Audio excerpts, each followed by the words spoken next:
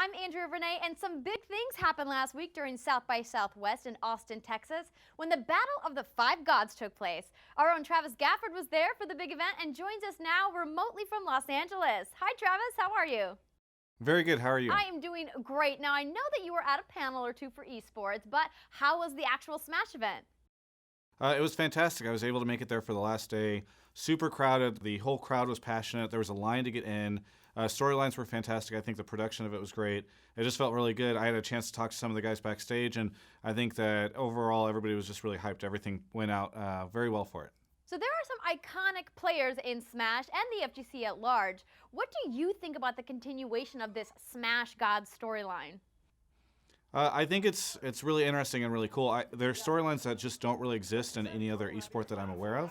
And so for someone who was able to sort of step in, and you already have a set of just these elite players who have this legacy behind them, it was fantastic to be able to cover it, to be able to sort of figure out, who's looking to get dethroned and how all this stuff goes. So I was really enjoying it. What did you think of the final showdown? It was fantastic. So Mango, actually, greatest player of all time for many who follow Smash. He actually lost early on and had to fight his way up out of the losers bracket, faced off against Armada right before he made it to Hungrybox, who was kind of like the final boss there. And the first set won, second set lost for against Hungrybox. And so I think it was really interesting to sort of see how all that stuff played out. So what's your take on Smash as a whole? The FGC has kind of a unique place in the world of competitive games, and even with the release of Smash for Wii U back in 2014, that scene didn't really seem to take off the way that MOBAs have. It also feels a little insular, so do you think the Smash community could do anything to bring new fans in and maybe catch up to where MOBAs are? I think if you look at the past couple of years, the community has done a pretty good job of trying to raise awareness of itself and to really build a cool product for fans and for themselves.